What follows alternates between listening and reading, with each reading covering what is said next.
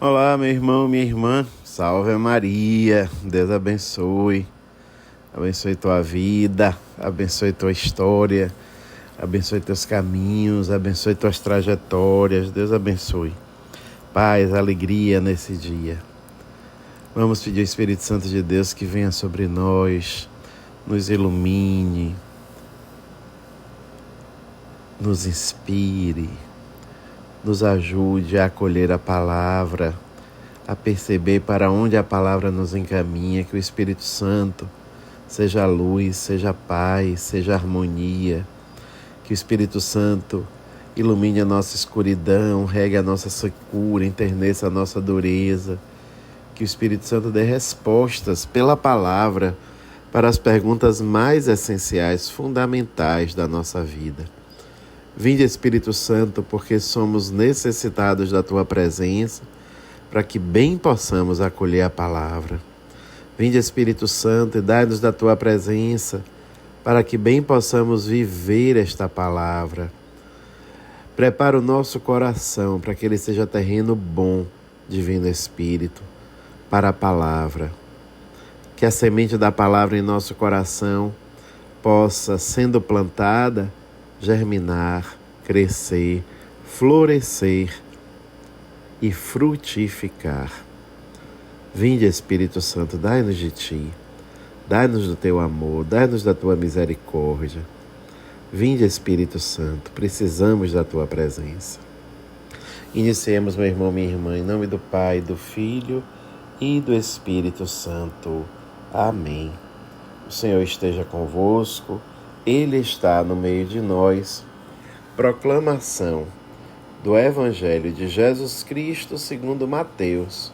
Glória a vós, Senhor. O capítulo é o 10º, os versículos de 24 a 33. Naquele tempo disse Jesus aos seus discípulos: o discípulo não está acima do mestre, nem o servo acima do seu senhor. Para o discípulo basta ser como o mestre, e para o servo ser como seu senhor. Se ao dono da casa eles chamaram de Belzebu, quanto mais aos seus familiares. Não tenhais medo deles, pois nada há de encoberto que não seja revelado, e nada há de escondido que não seja conhecido. O que vos digo na escuridão, dizei-o à luz do dia. O que escutais ao pé do ouvido, proclamai-o sobre os telhados. Não tenhais medo daqueles que matam o corpo, mas não podem matar a alma. Pelo contrário, temei aquele que pode destruir a alma e o corpo no inferno. Não se vendem 2 pardais por algumas moedas? No entanto, nenhum deles cai no chão sem o consentimento do vosso Pai. Quanto a vós, até os cabelos da cabeça estão todos contados. Não tenhais medo. Vós valeis mais do que muitos pardais. Portanto, todo aquele que se declarar a meu favor diante dos homens, também eu me declararei em favor dele diante do meu Pai que está nos céus. Aquele, porém, que me negar diante dos homens, também eu negarei diante do meu Pai que está nos céus. Palavra da salvação. Glória a vós, Senhor.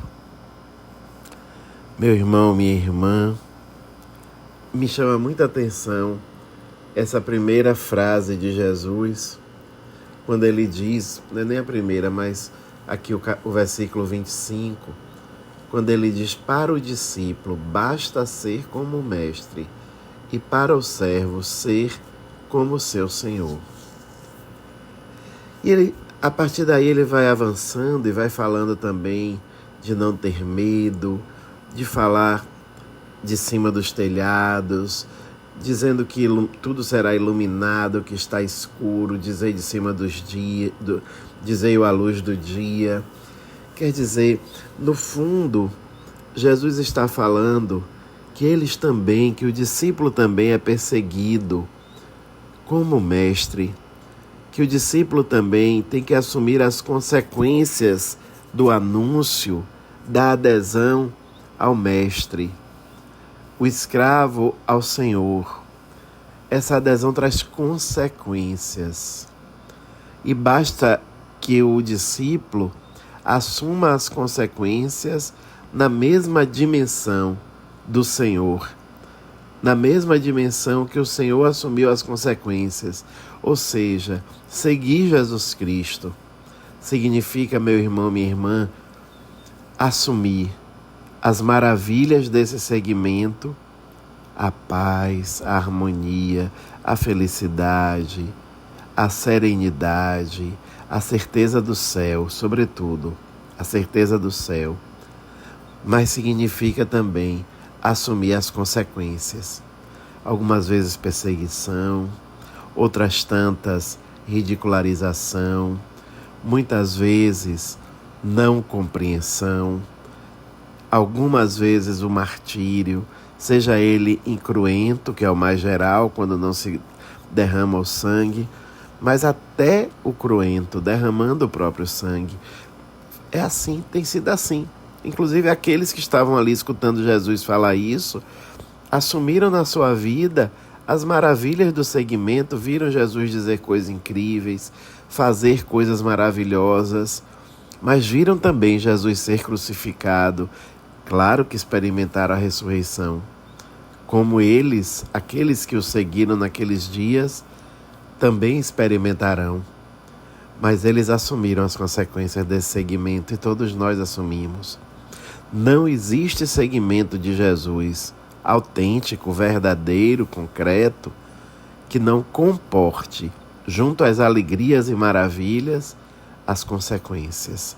As consequências da perseguição, da dor, mas o amor é tão grande que a gente segue, a gente avança. Mesmo incompreendido, mesmo perseguido, mesmo massacrado, mesmo maltratado. Foi assim com todos os autênticos discípulos de Jesus. Todos. Mesmo que os que depois são glorificados. Sempre lembro de Santa Dulce.